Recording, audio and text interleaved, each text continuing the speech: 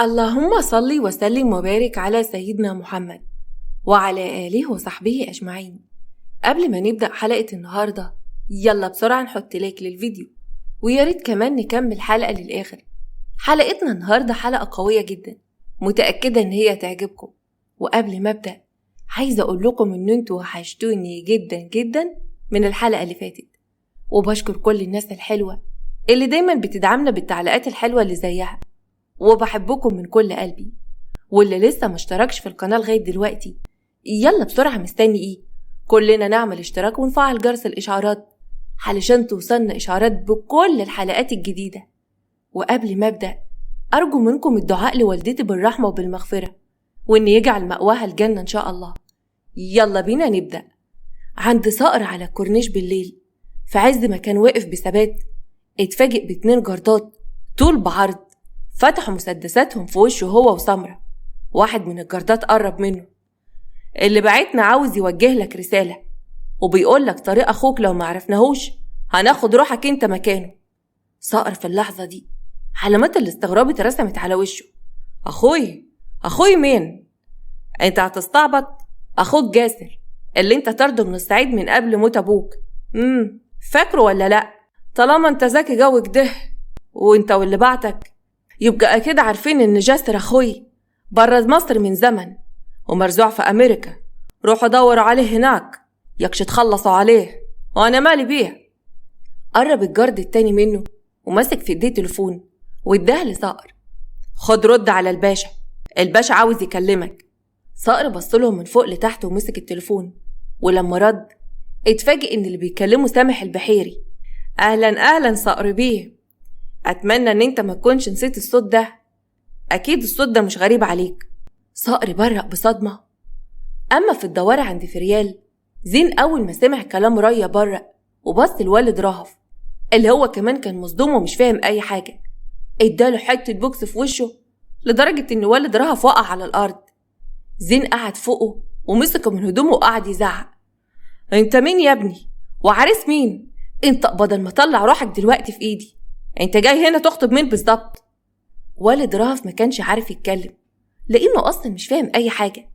رهف اتدخلت وحاولت تزق زين عن والدها: بس بقى يا زين، ايه اللي انت بتعمله ده داد بليز ابعد عنه، اللي انت بتعمله ده ما يصحش. زين بصلها باستغراب: ودادك جاي يعمل ايه هنا عندنا في الصعيد؟ جاي يعلق امي؟ هيعلق امي ليه بقى ان شاء الله؟ طب قوم بس بعيد عنه وانا هفهمك كل حاجة، في سوء تفاهم مش اكتر. وبصعوبة قدرت تبعده عن والدها اللي قام وقعد يظبط في هدومه. والد رهف بحدة: لا بقى، ده انا اتقل مني هنا كتير قوي، انا كنت جاي زيارة يا جماعة. رهف انا همشي وحسابنا بعدين على البهدلة اللي شفتها بسببك. ولسه والد رهف هيمشي ويمسك شنطة سفره علشان يسيب البلد، لكن فريال قربت ناحيته وقالت له بابتسامة: لا ما تقولش كده يا ابو رهف، البيت ده بيتك، وبعدين ما تاخدش على خاطرك منيه، ده حتة عيل صغير انا هتحدث وياه. والد رهف ابتسم لها وقال لها باحراج: مفيش داعي يا مدام، انا همشي انا عشان ما يحصلش اي مشاكل، بعد اذنك. فريال حطت ايدها على ايديه: ان شاء الله تعدمني يا اخوي، انت مش هتتحرك من هنا واصل، مش هتسيب دوارنا ابدا. وبصت لريا: روح يا بنت وياهم، روح وياهم الأوضة وظبطيها كده. وقربت من زين ومسكت ايديه وطلعوا بره هما الاتنين في الحديقة بتاعت البيت. الدنيا كانت ليل وزين بيشد ايديه من والدته: جرى ايه يا حاجة؟ هو انت ماسكه عيل صغير في ايدك بتشديني وراك كده كأني معزة؟ في ايه بالظبط يا فريال؟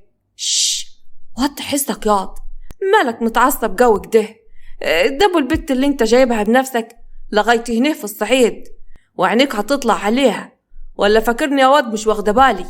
زين بص لوالدته بغيظ: ما تفكرنيش، ده كان يوم ما يعلم بالله ربنا يوم ما جبتها هنا، بلا رهف بلا قرف، ده انا كنت همشيها اصلا امبارح، تقوم انت جايبه لها ابوها النهارده؟ وفيها ايه دي عاد؟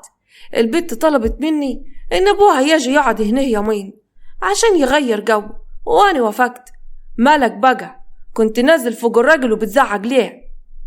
والنبي ايه يا فريال، لما الواد ليس يجي يصحيني من النوم ويقول لي الحق امك بتتعلق وانزل الاقي الراجل الغريب ده ماسك ايديكي وقال ايه؟ بيشربك المية بايديه. عايزة رد فعل يبقى عامل زي ست الحسن والجمال. فريال كانت بيتكلم نفسها بغيظ. يا ليس يا ابن الانصاري، وربنا لوريك بقى حتة الواد الأزعة ده هو اللي جلب البيتك ده. وحطت ايدها على بق زين. اكتم خشمك ده بقى، هتفضحنا يا واد. وبعدين معقولة حتة عيل صغير هو اللي يمشيك ويخليك تنزل تبهدل الضيفك ده بدل ما تشكره ان هو لما لقانا وقعت على الارض سندني. والنبي ايه يا فوفة؟ فريال حطت ايدها في وسطها. والنبي يا حلت امك، اسمع بقى نهاية الحوار علشان تبطل رغي كتير. الراجل ده هيقعد ويانا يومين 3 كده، وانا مش عايزة كلام في الموضوع ده واصل، سامع ولا لا؟ وسابته فريال ودخلت الدوار، وفضل واقف متغاظ جدا. طلع التليفون وفضل يتكلم مع حمزة، لكن حمزة ما كانش بيرد عليه. زين بعصبية. أبا قرفك انت التاني ماسك تليفون عيرة، ما بيردش ده على التليفون ليه؟ أما في الأرض عند جاسر كانوا قاعدين بيتكلموا مع بعض، وفجأة سمع صوت صريخ طفلة كان جاي من وسط الزرع. جاسر طلع يجري على هناك وساب إيلين واقفة مصدومة من اللي سمعته، ولقى جاسر لؤلؤة كانت واقفة تتخانق مع طفلة صغيرة. لؤلؤة كانت ماسكة ليان من هدومها. انت عارفة يا بنت انت لو ما مشيتيش هعمل فيكي ايه؟ انت متعرفينيش كويس قوي. ليان بصت لها من فوق لتحت. قال لي اساسي مين هيخاف منك يعني؟ انا ليان يا ماما، عارفة يعني ايه ليان؟ في الوقت ده قرب جاسر منهم وبص ليان بانبهار، لانه كان فاكر ملامحها كويس وكان فرحان ان هي كبرت واخيرا شافها قدامه. لؤلؤة مسكت في ايدين جاسر. كويس ان انت جيت يا بابي عشان تشوف البت الوحشة دي. بنتي دي بتضايقني وبتزعقلي. كل ده ليه؟ عشان خبطت فيها واني مش واخده بالي. ليان كانت واقفه ورفعت حاجبها وربعت ايديها واتكلمت بغل. كانت بتتكلم زي شاهندة بالظبط. لا يا مامي، اسمعي ان انت قاصده تخبطيني. وقعت التليفون بتاعي في الطينه. انا عارفه كويس قوي ان كل ده كد مني. لؤلؤة اتعصبت قوي. دي برضه هتقول ان انا متكاده؟ عاجبك كده يا جسوره؟ اروح اقضيها البت دي دلوقتي ولا بتاعها بطوبه؟ مش عارفه اعمل فيها ايه بالظبط. جاسر كان بيبص على ليان وهو مصدوم. قرب منها وقعد قدامها على ركبته. وهي لا هتتغاظ منك ولا تتكاد. ليان، مش انت برضو اسمك كده؟ ليان وهي بتعدل في شعرها بغرور. ايوه يا سيدي، وبعدين هي هتتغاظ مني لاني احلى منها بكتير. هو انت مين اصلا؟ انا حاسه ان شكلك مش غريب عليا، انا عارفه شكلك ده. ها؟ لا ما اعتقدش ان احنا شفنا بعض قبل كده. ده انا حتى اول مره اجي هنا الصعيد. المهم انا عاوزكم تتصالحوا، هي اكيد مش غيرنا منك ولا حاجه. وبعدين انا شايف ان انتوا الاتنين زي القمر، مفيش حد احسن من حد. ليان بصت له بتريقه واستهزاء. ما يبينوش ابدا ان دي طفله صغيره. لا خالص، واضح ان انت نظرك ضعيف. انا ليان الانصاري واكيد مفيش حد شبه هنا في البلد. وبصت للؤلؤة من فوق لتحت وسابتهم ومشيت. اول ما بعدت لؤلؤة اتغاظت جدا وكانت عايزه تجري وراها، كانت عايزه تضربها، لكن جاسر شالها بسرعه وهو بيضحك. ايه يا بنتي انت هتعملي ايه؟ وبعدين البنت دي قدك يا وحش، اهدى كده شويه. خليني اجري عرض البنت دي يا جاسر، شفتي بتتكلم عليا ازاي؟ البنت دي بتغيظني يا جاسر. جاسر اتنهد. معلش يا حبيبتي مش قصدها. وبعد كده نزلها على الارض. قربت منهم إيلين وهي مش فاهمه اي حاجه من اللي حصل. في يا جماعه، ومين اللي كان بيصرخ هنا؟ انا اللي كنت بصرخ من غيظي عشان لو قربت عليها هرقشها بسناني. إيلين ضحكت على طريقتها. طيب يا ست معلش ما تزعليش كده.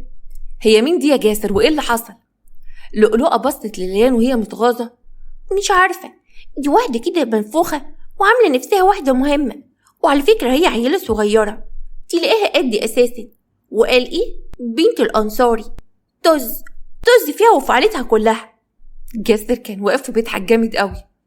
الله يبارك لك يا حبيبتي، خلاص بقى يا لؤلؤة، خرجيها من دماغك. روحي اقعدي مع حسن في الاوضه وبعدين تعالي هنا.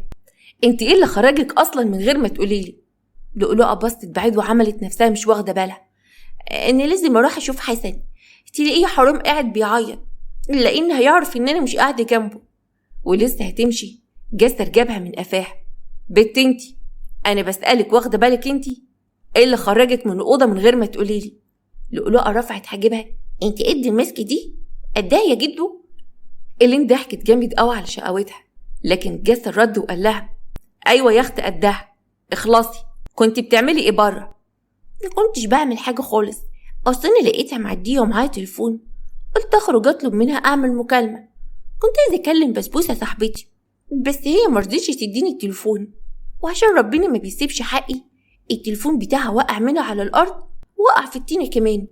الصراحة هي تستاهل. ورفعت إيديها وهي بتدعي يا رب تتكيف على وشها وهي ماشية، يا رب تقع. جاسر برق بذهول. ايه يا بنت الدعوة دي؟ انت ليه محسساني ان انا مش جايبك من امريكا؟ كأني مثلا جبتك من ورا مصنع الكراسي. امشي يا بنت خش البيت. مشي يا حبيبي بس ما تزقش. وسابته ودخلت جوه، وجاسر كان واقف بيضرب كف على كف. يا نهار ابيض، بقى دي الطفلة الوديعة اللي كانت جاية معايا من امريكا؟ انا اتأكدت دلوقتي ان انا اب فاشل. البنت اتغيرت قوي. إيلين كانت واقفة بتضحك. خلاص يا جدو متزعلش نفسك بقى. جاسر بصلها وسكت، لكن إيلين قربت ناحيته. احنا كنا بنقول كلام مهم قبل ما لؤلؤة تصرخ. هو انت فعلا خنت اخوك يا جاسر؟ جاسر بصلها وسكت.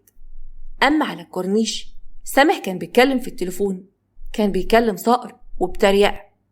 اتصدمت يا صقر مش كده؟ اوعى تكون نسيتني. لكن صقر عمره ما نسى الصوت ده ابدا، وعرفه من مجرد ما فتح بقه. اخلص يا سامح، عايز ايه؟ لو مخلي رجالتك تعمل النمرة ده عليا فهتندم قوي، والصجر الانصار اللي يتعمل فيك ده وانت خابر زين. يا سيدي انا مش عايز اعمل نمرة ولا بتاع، اخوك جاسر هو اللي عمل عليا نمرة لما اخد حاجة بتاعتي وفاكر انه هيقدر يقف قدامي. عموما اخوك مش في امريكا، اخوك هربان مني وجه عندك الصعيد. صقر بصدمة. جاسر اخوي رجع الصعيد؟ مين قالك الكلام الفارغ ده؟ اكيد لا اخوك في الصعيد، انت بس اللي من ساعة جوازتك الجديدة وانت نايم على ودانك ومش واخد بالك من اي حاجة بتحصل حواليك. انا واثق من الكلام اللي بقوله لك كويس قوي، دور وهتلاقي اخوك في الصعيد. صقر حس ان قلبه وجعه قوي اول لما عرف ان اخوه في الصعيد والمسافات قربت قوي ما بينهم. رد عليه بثبات. زين قوي، برضك انا مالي بالحديث الماسخ ده، سواء جاسر هنا ولا في امريكا ما يخصنيش. وضحك بتريقة وقلب شماته. وبعدين جاسر اللي علم عليك واخد حاجة منك، دور بقى عليه يكش حتى تولعوا في بعض. سامح كان مستفز جدا من رد صقر وحاول يتملك أعصابه.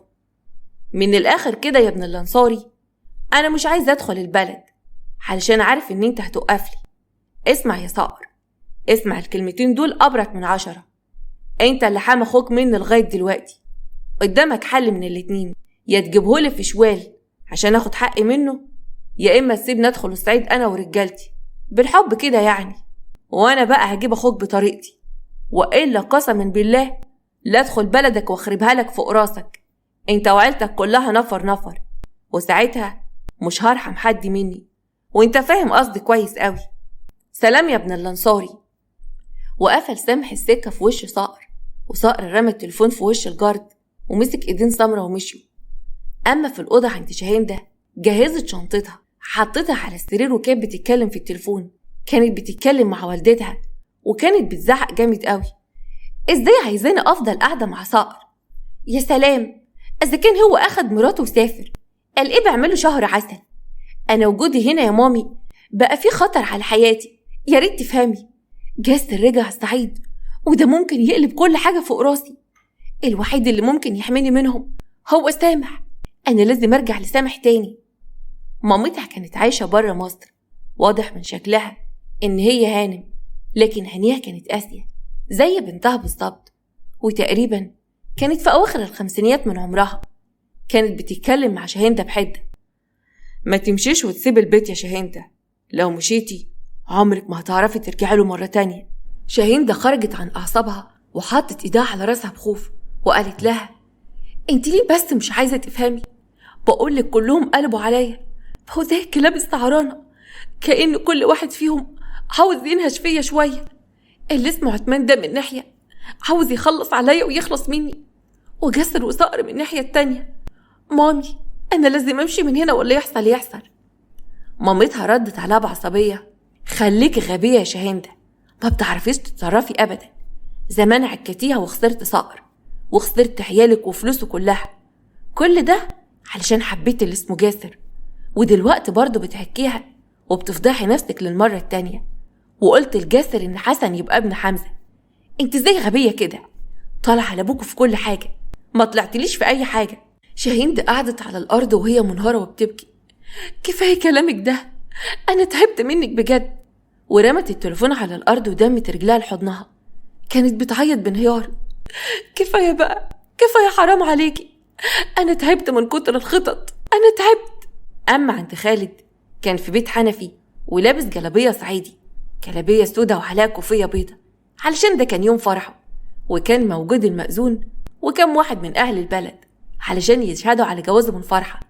والمأذون كتب الكتاب، وخالد كان في غاية السعادة، حضن والد فرحة اللي كان باين عليه راجل غلبان قوي وكان كبير في السن جدا. الراجل كان بيتكلم بصعوبة: مبروك يا ابني، ربنا يخليكم لبعض ويرزقكم بالذرية الصالحة. خالد قرب منه وبس ايديه: ربنا يخليك يا حاج وما يحرمناش منك ابدا، انا من اللحظة دي هقولك يابا. حنف حط ايديه على كتف خالد: ايوه اضحك علينا بالكلمتين دول عادي يا خالد بيه، بس هقول ايه، ما اقدرش افتح خشم دلوقت، ما انت خلاص بقيت منينا. خالد ابتسم وحضن حنفي: وانا اتشرفت ان انا بقيت منيكم، سيبني بقى راح اطمن على مراتي، والله هنفضل مقضينا هنواشف كده، اوعى كده عديني. اما في الاوضه عند فرحه، كانت واقفه ولابسه فستان الفرح الابيض، شكلها كان زي القمر. خالتها نعمه كانت واقفه قدامها وبتحضنها: الف مبروك يا بنت فرحه، انت مش متخيله اني فرحانه كيف، انا فرحانه لك جو قوي. جمالات كانت واقفه ببرطم: شوف الوليه اللي فاتنت عليها وجايه دلوقتي تبارك، وقال ايه فرحانه لها جو قوي. فرحه كانت واقفه مبتسمه: كفاياك برطمه يا جمالات، مالكيش دعوه، انا خبر خالتي نعمه زين وان هي كانت خايفه علي.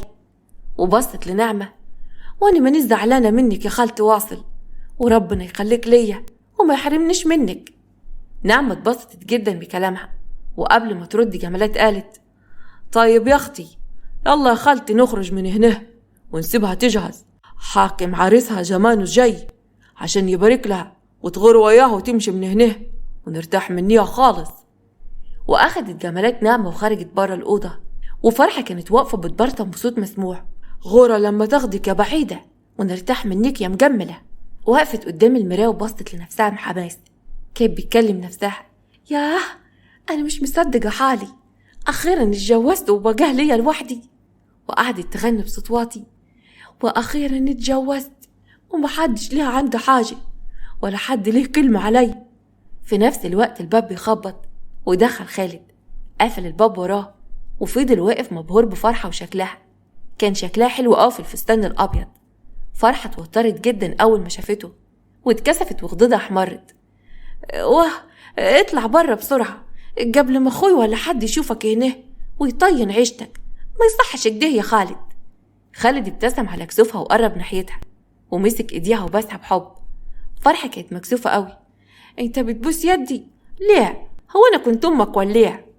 خالد ضحك جامد على كلامها: يا بنت لم لسانك شويه، بدل ما اقصهولك ممكن تتلم بقى وتبطلي طولة اللسان في ليله زي كده.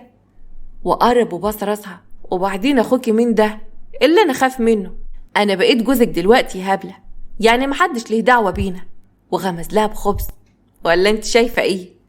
فرحه بتنزل راسها وخدودها بتحمر: بس بقى انا بستحي، ما يصحش كده يا خالد، عيب والله. خالد ضحك جدا: يا سلام، امال جعفر اللي كل يوم كان بيتخانق معايا راح فين جعفر دلوقتي؟ وقرب من ودنها: احسن حاجه ان انت صرفتين النهارده علشان نقضي يومين حلوين كده، ما تنسوهمش طول حياتك وتبطلي الدبش اللي كان بيترمي في وش ده. فرحه بصوت واطي: لا خلاص، ما بقاش فيه دبش ولا حاجه، انا كنت برخم عليك عشان ما تقولش عليا بنت سهله وتلعب بي، وانا يعني كنت معجبه بيك. وبتكمل بصوت عالي وهي بتشوح بايديها: انما انت يا بتوع مصر مش مضمونين، بتلعب بالبنتك ده وتاكل عقولنا حلاوة. أيوة، عالم ما بتجيش إلا بالصرمة. خالد كان واقف مبرق ومصدوم من كلمة الصرمة اللي سمعها. أما عند حمزة ونوارة، نوارة كانت راكبة جنبه في العربية. طول الطريق كانت رافضة تبصله أو حتى تتكلم معاه، كأنها كانت مصدومة من اللي سمعته ومخها ما كانش مستوعب. حمزة قطع الصمت اللي هما فيه. إيه عاملة إيه دلوقتي يا نوارة؟ حاسة إنك تعبانة؟ بقيت أحسن؟ نوارة بصت له بنظرة كلها عتاب.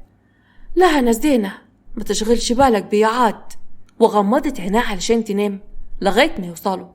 وحمزة بص ناحيتها وكان متضايق وقال في سره: مش هاين عليا اشوف نظرة الحزن دي جوا عينيك يا نوارة، بس كل حاجة حصلت قبل كده كانت غصب عني يا بنت الناس. واتنهد وبص قدامه للطريق وكمل سواقه. كان متضايق ومتعجنن علشانها. مجرد ما وصل عند الدوار لقى نوارة فتحت الباب ونزلت على طول من غير حتى ما تستناه. وحمزة نزل وراه وهو بينادي: نوارة استنى هنا يا بت، انا بنادى عليك عاد. لكن نوارة ما ردتش عليه تماما وطلعت على اوضتها. وحمزة اتفاجئ باخوه وهو بيشد من ايده بيقوله: استنى، عايزة اتكلم معاك يا حمزة. كويس قوي ان انت جيت وما بيتش بره. انت كنت فين يا ابني طول النهار؟ برن عليك من بدري. حمزة بصله بعصبية: انت بتزعج كده ليه؟ اتجننت يطفى عجلك؟ انا برضو اللي اتجننت طبعا. الباشا قعد لي بره طول النهار، وقعد بره من الصبح مع مراته بيقضي اسعد ايام حياته، وسايبني انا معكوك في الدوار لوحدي.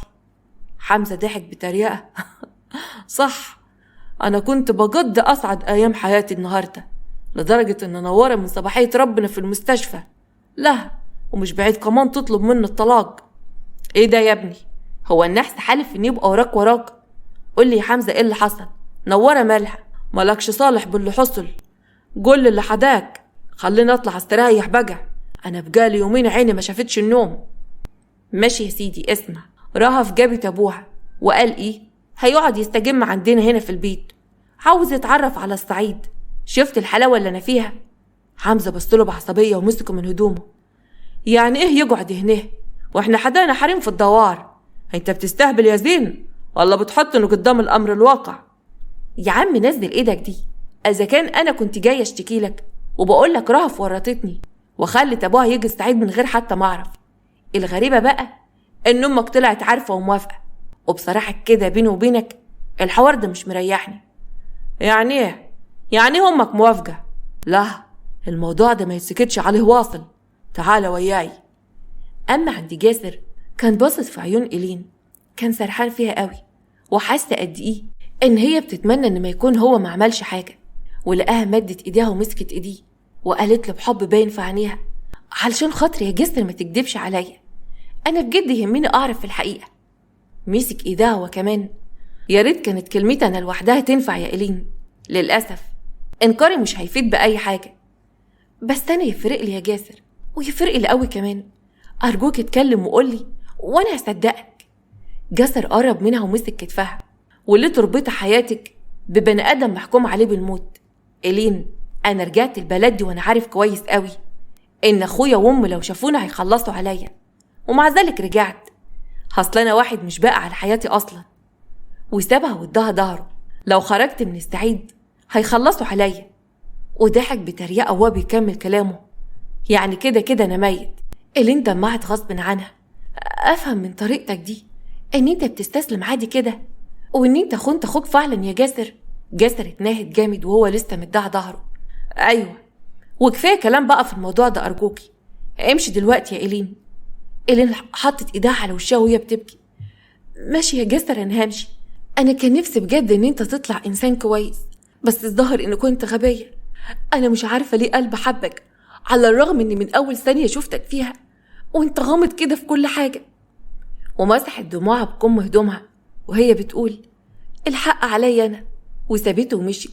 جاسر دموعها كانت بتنزل على خده وساكت خالص، وكأنه خلاص اتعود ان يتحرم من كل الاشخاص اللي بيحبها في حياته ومش قادر يعلق نفسه بحد. اما في الاوتيل عند صقر كان بيتمشى شمال ويمين وكان متعصب قوي، وسمرة كانت واقفه قدامه ومش قادره تتصرف لغايه ما قربت منه ومسكت ايديه: ممكن تهدى شويه وتبطل عصبية دي، وفهمني مين الناس دول وكانوا عايزين منك ايه يا صقر؟ صقر بيخبط ايديه في الحيطة بعزم قوته. دول لو مسكوا جاسر اخوي هيقطعوا مني نساير نساير. ده سامح اللي ما كانش يقدر حتى يبص في عيني، دلوقتي بعت لحبة عيال يقف قصادي وبيهددوني كمان. صقر، هو انت فعلا عندك اخ اسمه جاسر وجاسر ده خانك؟ صقر بصلها جامد وكأنها دست على جرح وبعزم قوتها وبمنتهى الغشومية، بس هو لف واداها ظهره. سمرة، امشي من خلقتي دلوقتي، انا مش عايزة اتحدث ويا حد، امشي ارجوكي. وفعلا سمرة سابته ودخلت من البلكونة، وهو طلب منها ان هو يقعد لوحده، وقعد على السرير وكان بيفكر في الكلام اللي قالته، وقال في سره: صح، كلامها صح، انا ليه خايف عليه كده من سامح ووجع قلبه عليه. حاط ايده على راسه. انا كنت محتاج قوي ان اسمع الكلمتين دول علشان افوق، لازم ما اخافش عليه واصل. ودخل البلكونه لسمره ولها قاعده وحاطه ايدها على خدها، قرب منها وبس راسها: مالك قاعده كده حزينه عاد؟ انا برضو اللي حزينه، انت اللي مالك يا صقر. وبعدين يا سيدي، لو انت زعلان من حاجه يا ريت تفتح لي قلبك وتقول لي على اللي جواك، وعد مني مفيش مخلوق هيعرفه. لا، انا مش عايز افتكر اي حاجه دلوقتي، مش عايز اي حاجه تزعلني. قوموا نطلب الوكل ونقعد ناكل سوا. واخدها وطلبوا الاكل مع بعض وقعد ياكلوا، وطول الوقت كان بيحاول ما يسيبش نفسه لدماغه علشان ما يفكرش في جاسر ويفكر اذا كان رجع السعاد فعلا ولا لا. اما في بيت حمزه، فريال كانت واقفه في المطبخ بتتصنت على صوتهم وهي بتقول بخوف: يا مر يا مري، حمزه ولدي جه، انا خبر زين ان الموضوع ده مش هيعدي بالساهل واصل. ليس كان بيحاول يمسك ضحكته: يا ما تقوليش كده ومتخيش يوجبك تخبط في بعض زي ما انا شايف، انت ادي على التحدي والمواجهه كمان. فريال لفت وجابته من هدومه ومسكته ومسكت المغرفه كمان وقعدت تهدده. ليس كان مبرق عينيه: ايه ده؟ هو في ايه؟ انت بتتحويي كده؟ ما احنا كنا لسه كويسين مع بعض. فريال بتجز على اسنانها: باقي انت يا واد اللي قومت زين ولد عليا ورحت الصحيه، تنها بعتك لامك في اكياس تمره من بتاعه الزباله دي، عارفها ولا لا؟ بصراحه مش متذكرها قوي. مش وقت ليس دلوقتي يا ستي، المهم هنتصرف ازاي؟ فجاه دخل حمزه عليهم المطبخ ولقى ريا وفريال وليس واقفين، وفريال وريا كان بتودوده وبصوت واطي. حمزه اتكلم بعصبيه: جرى ايه يما؟ ايه الكلام اللي سمعته ده؟ معقول انت موافقه ان واحد غريب ما نعرفوش يقعد حدينا هنا في الدار؟ ما هو يا ولدي احنا اكيد مش هنطرده عاد، وبعدين انت خابر زين ان اكرام الضيف واجب واحنا معروفين بالكرم. حمزه كان واقف بيجز على اسنانه: كلامك صح يما، علشان كده انا هكلم مسعد الغفير يشوف له اي بيت في البلد يقعد فيه هو وبيته علشان يبقى عدانا العيب. وسابها حمزه وخرج من المطبخ، لكن ليس شدها من ايديها: انت هتسكتي ويا ايه؟ انت كبيت الدواي المنيل ده، وبعدين خدي موقف يخيب بيتك، هتفضلي ساكته كده ويا ايه فريال؟ فريال بصت لريا بتردد: لا، احسن يرجع يتضايق مني. انا خبر حمزه ولد زين، لو شك في ايوتها حاجه الموضوع مش هيعدي بالساهل ومش هيخلي الراجل ده يقعد في الصعيد كلاته. ريا بصت لها: يو بقى يا ستي، هو مين اللي مخلف مين عاد؟ ما تجمدي قلبك كده ويلا بقى. وزقتها ريا لبره المطبخ. في الصاله فريال كانت بتمثل الزعل والحزن: بقى كده يا ولدي، عايز تخلي امك شكلها عفش قدام الخلق كلتها وتمشي ضيوفه من الدوار بعد ما قعدت فيه؟ ده كلام بردك يا حمزه. حمزه بص لوالدته بحده: اما بلاش الدمعتين دول، مش هيخولوا علي، وانت خبرك ده زين، كمان بتحل حسك على امك. ماشي يا حمزه، يكون في معلومك بقى انا اللي همشي من الدوار ده، زي ما وافقت ان نواره بنت الانصاري والواد الصغير المقرود يقعدوا هنا، انت كمان لازم توافق على ضيوفي. ايه قلتك بقى؟ حمزه بص لوالدته وحط ايده على راسه وحس ان هو مش قادر يتناقش ولا يزعق اكتر من كده. سابها وطلع على اوضته. فريال بفرحه: ايوه كده، عيال ما بتجيش الا بالسك على نفوخها عاد، كده هيوافق. مجرد ما طلع حمزه الاوضه، فضل يدور على نوارة في كل مكان، ما لقاهاش إطلاقا، ما كانش لها أي أثر. قعد ينادي بخوف: نوارة، انت يا بنت يا نوارة، راحت فين البت المخبلة دي؟ طلع البلكونة بسرعة ونادى على الغفير: فين ستك نوارة يا واد؟ شفتها نازلة من هنا؟ الغفير رد عليه: ايوه يا سي حمزة بيع، شفتها وهي خارجة من باب الدوار، وكانت بتجرب بتعيط قوي وبتاخد نفسها كمان بصعوبة. حمزة اتعصب جدا: بس تخرس انت كمان، انت هتقول موشح؟ هتوجع قلبي، غرقتك الهم. ونزل حمزة جري على تحت وقابله زينة على السلم وكان متعصب: انت بجد وافقت على كلام امك يا حمزة؟ يعني هتسيب الراجل ده يقعد هنا؟ بعد عن وشي دلوقتي يا زين، انا مش ناقصك، انا مش لاقي مرتي وما اعرفش راحت فين. وسابه وخرج بسرعة من الدوار وركب العربية بتاعته. فضل سايق العربية وبيبص شمال ويمين على امل ان يلاقي نوارة، وكان بيسأل كل الناس اللي بيعدوا عليه لغاية ما خمن انها راحت الدوار عند اخوها صقر، وفعلا اخد عربيته وراح على هناك. اما في الأوضة عند فرحة، خالد قرب منها وجابها من قفاها: مين دولت يا بنت اللي ما بيجوش الا بسطرمة؟ اديك انا بسطرمة دلوقتي على وشك وانت بفستان الفرح؟ اعمل فيكي ايه بس؟ ولا اقولك ارمي عليكي من الطلاق احسن، عشان ابقى العريس بقى اللي حطم الرقم القياسي وطلق مراته بعد دقيقتين جواز. بذمتك ده كلام عروسه هتقوله ليله دخلتها؟ فرحه بتوتر: والله يا اخوي مقصدك انت، انا بتكلم عموما يعني، حقك عليا بقى يا خلودي، ما تزعلش مني، ما كنتش اقصد. والنبي ايه؟ طيب ما تخافيش قوي كده، مش هطلقك، انا اساسا ما استغناش عنك، وبعدين ده انا طلع عين امي علشان اتجوزك، واخوكي بهدلني بهدله. وشدها من وسطها وقرب عليه وغمز لها بعيونه: يا بت، ده انا حاربت الدنيا كلها علشان بعشقك، طب استني كده وانا ممكن اطلع دلوقتي اقول قدام اهل البلد والغفر كلهم ان انا بعشقك يا فرحه.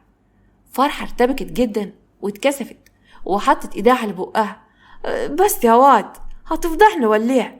اسكت كده ووطي حسك، احسن يرجع حد كده ولا كده يسمع حديتك. طيب يلا جهزي شنطتك وحاجتك علشان هاخدك وننزل على مصر، لازم اعرف امي ان انا اتجوزت، انا متاكد ان امي هتفرح بيكي او تحبك، وبعدها نقضي شهر العسل بتاعنا، محدش هياخد مني العسل ده ابدا. بس بقى ما تبقاش رخم كده، كل شويه تقعد تقول لي كلام حلو وانا بتكسف. خالد اتناهد جامد: ماشي يا ستي، انا هطلع بره اقف مع الرجاله شويه عقبال ما تخلصي. مالك شكلك زعلان ولا عامل زي الست اللي طبخها اندلق وخايفه من جوزها؟ مالك يا خالد؟ طبخها اتدلق؟ لا يا اختي، طبخي ما اتدلقش ولا حاجه، بس انا بفكر في كذا حاجه كده مع بعض، فتلاقي وش كده بيقفل لوحده. هو صاجر لساته مردش عليك لحد دلوقتي ولا حتى برسالة كده ولا كده؟ خالد كان بيمثل ابتسامة: لا طبعا، انت اساسا ما تعرفيش صقر زيي، ده صقر ده طيب قوي، ده اخويا اللي ما جابتهوش امي، ده كلمني وبارك لي على الجواز، بس ما عرفش يجي اصله مسافر واعتذر لي كمان. طيب الحمد لله، فرحتني جو صراحة، مع اني مش بطيق اللي اسمه صاجر ده، بس كل ما بشوف حبك ليه بقول ربنا يخليكم لبعض وتفضلوا سند لبعض كمان، وانا كمان بحب مرة سمرة قوي. ماشي يا ستي، انت عارفة ان من يوم ما جيت الصعيد وصقر دايما كان في ظهري، يعني تقدري تقول ان هو اخويا. يلا بقى نبقى نكمل رغي في العربية واحنا مسافرين، هستناكي بره يا حلوة. اول ما بيخرج بره الأوضة حط ايديه على وشه بيتناهد بألم، بيسكت وبيسجل لصقر تسجيل صوت على الواتساب: صقر، انا مش عارف انت هتسمع الفويس ده ولا لا، النهارده كان فرحي واتجوزت البني ادمه اللي قلبي اختارها وبجد حبيتها. وبيكمل بدموع: كان نفسي تبقى معايا صقر وفي ظهري زي ما كنت على طول معاك وفي ظهرك يا ابن الانصاري. واتناهد بخنقه وكمل كلامه: انت لما اتجوزت شاهين ده كنت ضدك، لكن عمري ما سبتك ابدا وفضلت معاك، حتى وانت بتطلق برضو كنت معاك وفي ظهرك، على الرغم ان كل تصرفاتك وقتها كانت غلط. انت قسيت قلبك عليا قوي يا صقر، علشان كده انا اللي بقولها لك المره دي يا ابن جليله، انا مش عايزه اعرفك تاني. بعت الرساله وبعدها عمل لصقر بلوك ومسح رقمه من تليفونه، وقال لنفسه وهو بيمسح دموعه: معلش بقى، أنا اللي اخترت، وأنا بقى مش هستريك يا صقر. ومفيش دقايق وخرجت فرحة وأخدها وركب عربيته علشان يسافر على مصر. طول الطريق كان شايل هم مواجهة والدته، كان عارف إن المواجهة هتبقى صعبة قوي، وكان خايف جدا كمان من فرحة وأسلوبها. أما في الأوتيل عند صقر كانت سمرة قاعدة في حضنه في البلكونة بيستمتعوا بالهوا. سمرة كانت قاعدة بقميص نوم خفيف وهو لابس تيشيرت قط وشورت. سمرة بصيته من خده: سرحان في ايه؟ على الرغم ان احنا اتفقنا ان مفيش حد فينا يسرح ابدا. صقر غمز لها: لا، بفكر ان عايز اخلف بنت من نيكي علشان تبقى بتحبني وتعوضنا عن جسوة بنت ليان. انت اكيد بتهزر يا صقر، بقى ليان دي تعرف تقسى اساسا؟ ده البنت لسه صغيرة ومش باينة من الارض. لا، انا مش بهزر يا سمرة، ليان بنت نسخة من امها، صورة طبق الاصل، وبتكرهني وبتكذب كيف امها بالظبط. قلبي بيقول لي ان البت دي هتبقى جاسية عليا جو لما تكبر، علشان كده نفسي تخلفي لي بنت يا سمرة. سمرة زعلت من الكلام اللي هو قاله عن بنته، وخصوصا ان هي عارفة ان ليان متأثرة فعلا جدا بشاهين ده، علشان كده قربت منه وحضنته: ما تقلقش يا حبيبي، ان شاء الله انا وانت هنخلف عيال كتيرة قوي، صبيان وبنات، بس اتك انت بس على الصبر. صقر ضحك جامد وشلع على ايديه: لا، الخلفة الكتير جو دي محتاجة مجهود واعر، وانا في الخدمة. واخدها صقر ودخلوا الأوضة. اما في الدوار عند صقر وصل حمزة الدوار وسأل الغفر عن نوارة، وقالوا له ان هم شافوها في الزريبة، وده خلى حمزة يجري على هناك بسرعة. كان متخيل انها قاعدة بتشتكي لمعزتها زي كل مرة، بس اتصدم من اللي شافه، ما كانش مصدق عيونه. شاهين ده كانت قاعدة فوق نوارة وبتحاول تخنقها وبتخبطها في بطنها جامد قوي، وهي بتقول لها بغل: انا مش هسيبك، قرفتني يا نوارة، هحصرك زي ما حصرت كاميليا، وهخليكي تتجنني زي ما خليتها تتجنن. نوارة وشها بدأ يحمر وكانت بتحاول تتكلم، بس نفسها كان بيروح منها. حمزة هو واقف بصدمة: نوارة. أما في مصر وصل خالد وفرحة وش الصبح، كان لابس الجلابية وهي كانت بالفستان الأبيض بتاعها. مجرد ما وصل مرضيش يصحي والدته، حط المفتاح بتاعه في الباب ولسه جاي يفتح لقى القانون متغير. فرحة وهي واقفة بتتاوب: يا خالد، نسيت باب شقتكم ولا يا مدهول؟ وربنا لو مسكت هسفخك حتة قلم، اكتمي خالص يا بنت وتلمي، وطي صوتك ده. فضل واقف على الباب حيران، قرر ان هو يخبط على والدته وخلاص. ومفيش دقايق وسلوى فتحت الباب. مجرد ما شافت خالد لابس الجلابية وفرحة جنبه فستان الفرح اتعصبت وجزت على اسنانها بغل. خالد قرب ناحيتها وهو مبتسم بحذر: وحشتيني قوي ياما. بس قبل ما يحضنها لقى حتة قلم نزل على وشه، لدرجة ان خالد بصلها بصدمة وما كانش مصدق اللي حصل، لان دي اول مرة تمد ايديها عليه، وخصوصا بعد وفاة والده. تفتكروا ايه اللي ممكن يحصل لنوارة؟ وليه شاهين ده عملت فيها كده؟ ونوارة فعلا هتتأذي هي ولا اللي في بطنها؟ وخالد هيتصرف ازاي مع والدته بعد جوازه من فرحة ورد فعل والدته الغريب؟ فرحة يا ترى هتقول ايه في الموقف ده؟ وخالد وصقر فعلا خسروا بعض لغاية كده ولا ايه اللي هيحصل؟ وتفتكروا سمرة فعلا هتخلف من صقر وهتجيب له عيال كتير، ولا ممكن هي حاجات تانية تحصل تمنع كل ده؟ مفاجآت كتيرة جدا مستنيانا، علشان كده ياريت محدش يتأخر، واحنا كمان وعد مننا مش هنتأخر عليكم. اشوفكم بكرة على خير في حلقة جديدة ان شاء الله.